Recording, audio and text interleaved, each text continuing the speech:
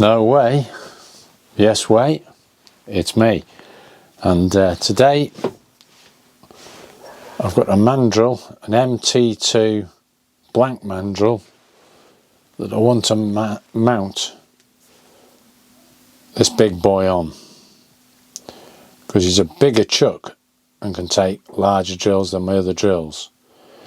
Previous, I've sort of held it in a collet, so I roughly know what I'm looking for. I'm going to thread this on your lathe. First things first, I'll take the big old chuck off, because I'll mount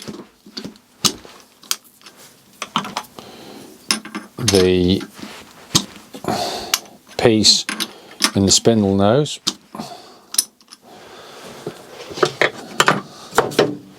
D14 chuck there, comes off quite straightforward.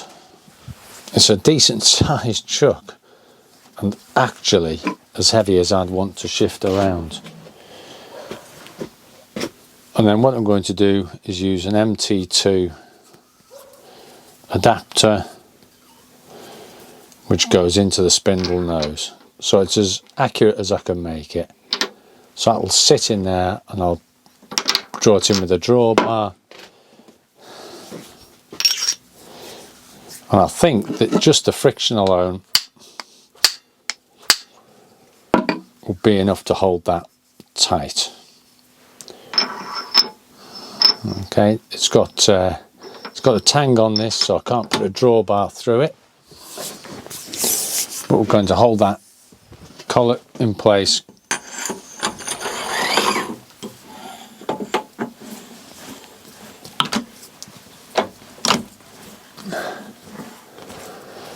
There we go.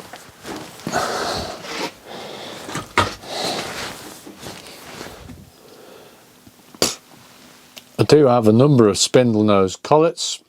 I've got no axe to grind, nor they be, and okay, so I've got a variety of collets. Your hard hinge are okay. Some have got an internal screw, some haven't.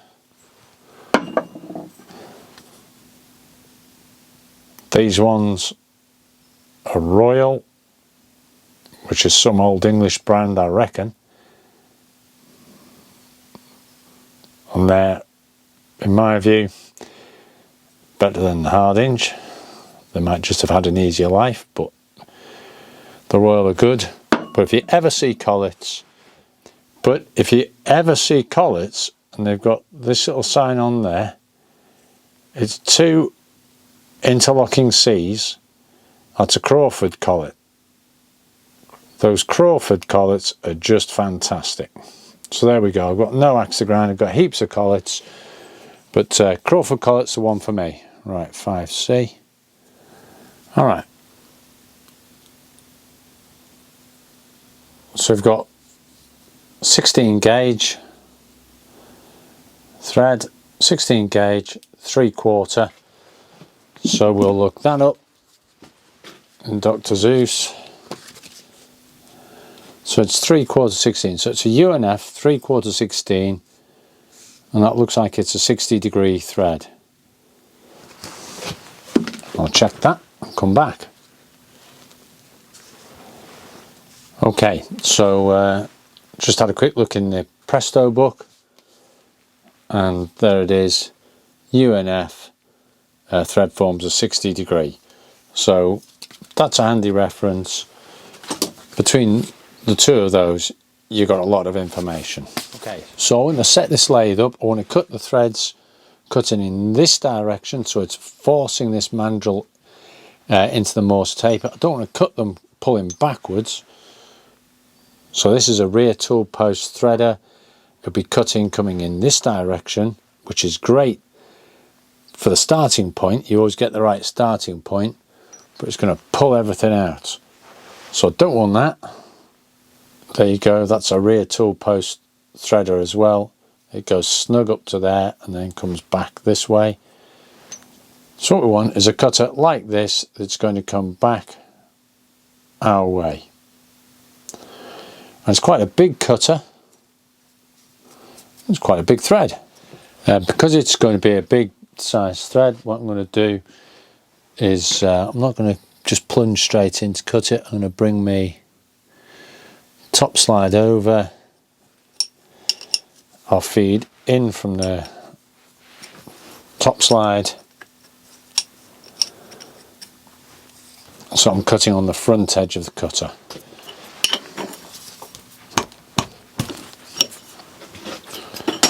Alright, spin that till it's about 90 degrees.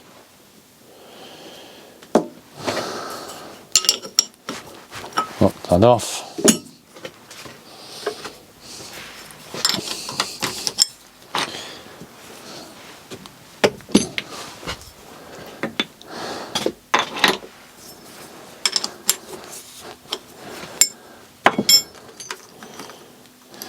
I'm just getting a rough idea before I go for it that I'm about right. And you don't want this part of the machine down here to crash, which a lot of machines do get crashed. Right, before I go too far, I'll just loosen that off. I know this is centre here, so we're too high.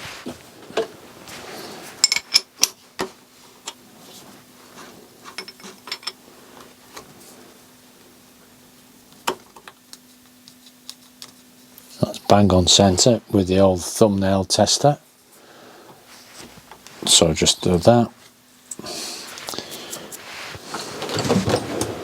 These little blighters have a habit of undoing themselves, so if I'm changing the tool a little bit, which I might do, I'll just nip that up, off, on. Yep, we're still hitting centre. So my tool height, that's an accurately made height measure, so I know it's right for the Smart and Brown. So now my tool centre is good. Now I need to set the angle. On these it's sort of easy because this face here is flat. So I'm just going to come in here.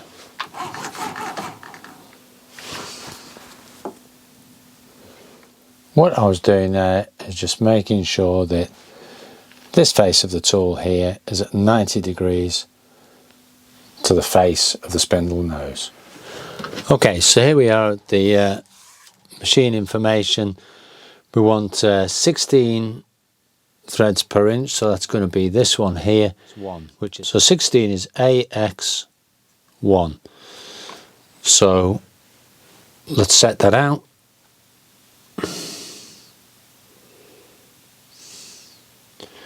So on A, we're on screw here, which doesn't want to jump in yet.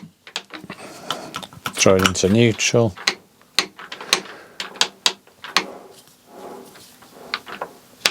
Okay, so that's in screw. A, X.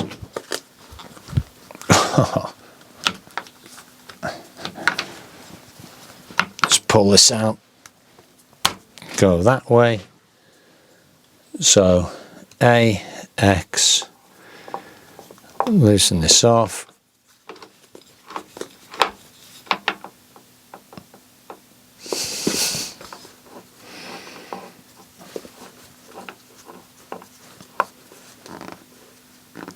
Okay,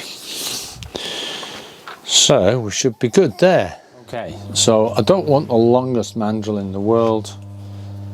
If my chuck sits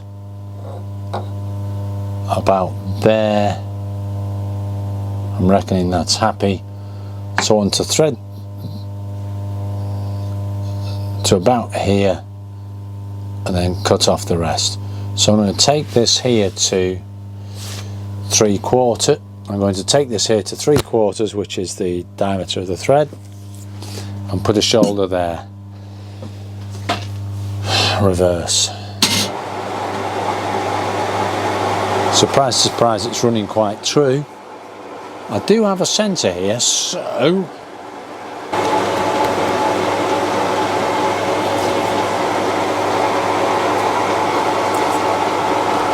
centre in.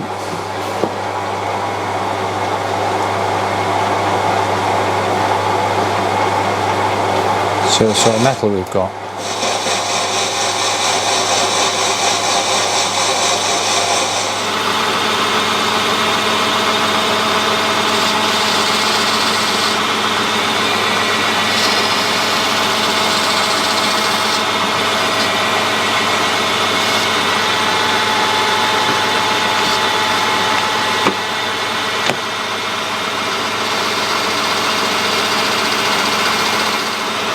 $20 to go.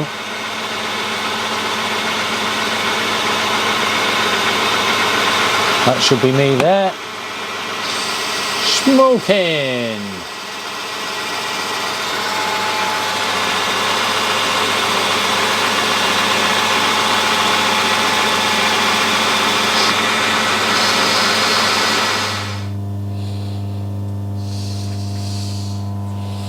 $754.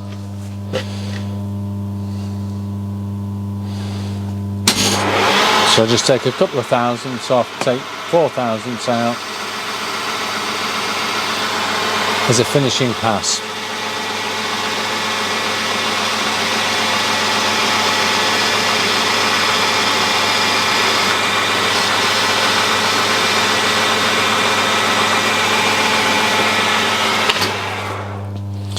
You get that rubby bit in the middle.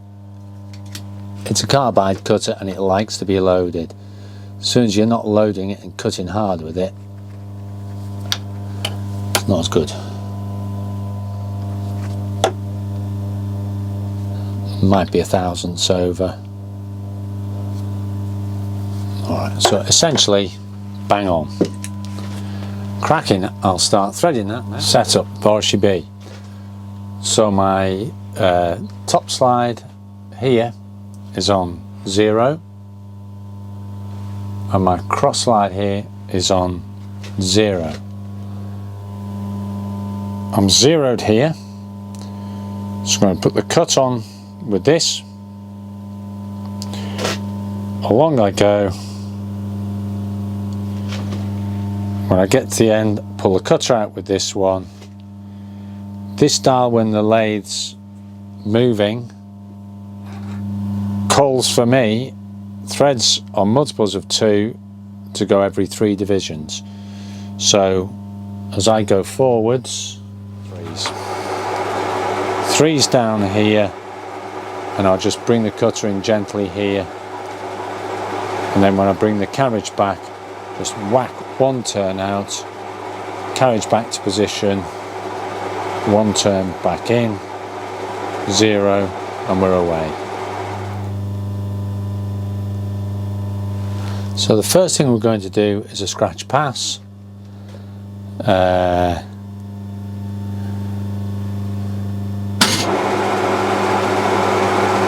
So just make sure touching. Okay, yep, we're touching. So I'll zero my dial there. There is a million videos on cutting screws on lathes, but not a million on a Smart & Brown, so just something different. 1, 2, 3, 4. So when we go, scratch pass. Okay. Come out. Come back. Come in. Stop. So we look like 16, it smells like 16. Okay. And now I've got some real goopy thread oil there, so I'm going to put goopy thread oil on. I put a 15th thou cut on. I'm going on 3s.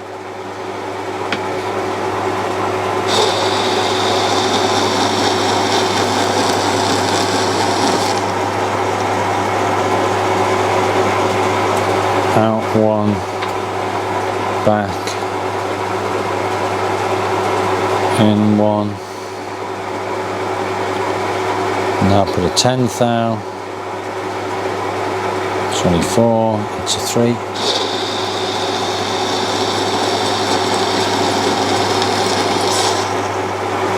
So just going on a couple of thousandths now, 24. And that gives me a moment or two if I've mucked up to stop the machine. Out, back, in, and so on and so forth, and then I'll check the chuck on the thread eventually before I break it down. Okay, so the joys of metalworking. Turns out this stuff is pig and hard, and I couldn't part it off with a high-speed steel tool, so I'm trying to cut it off with a junior hacksaw, and it's just shattered the blade. Anyway, my threading's been horrible.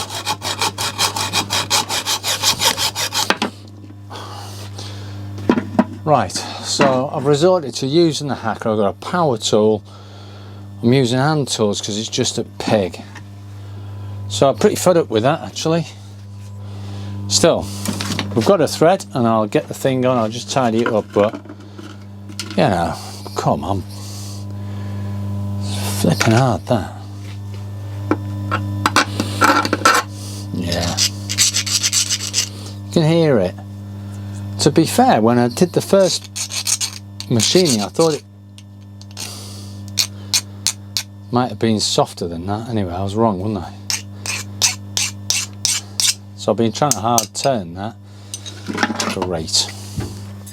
Alright, so I've put my chuck in a big Allen key. I've been having a horrendous time trying to get that thread on there, but I've got it on. Am I happy? Am I heckers? Alright, so after a bit of a horrific afternoon, mainly due to the fact that I was dealing with hard stuff, I've mounted that on, and we're deflecting about 5 thousandths. So, bit of a chew on. What I did, I refinished this shoulder super thin. I made a 3/4 land so that the end of the chuck really landed nicely. I'm not surprised it was out. It was out simply because the thread was horrific, and the thread was horrible because it was so hard. I just haven't been out here for a few weeks, and I was threading. I took the corner off the threading tool. It was threading horribly. I wore on the other side, so this side of the cutter wasn't cutting in the depth. This one, I just shattered it off, and in the end, just by, I don't know, perseverance, I got something. But it's a rubbish thread. When I ding the end off, you've got to find the end in your workpiece so that you don't go and try and cut a carbide tip that's stuck in the workpiece, because that'll knack it. And you've got to look all around your lathe, looking at your swarf and that, making sure you know where all the bits have gone, because if it gets stuck up underneath, you know, the sliding surfaces, it'll just knack out your lathe. Calling it a win. 5 thousandths run out. Yeah, I would like a better result. The only way to get a better result is spend more time in here, because you just get out of it so quick. And on that note, I'll be back doing more soon. Shed Guy gone.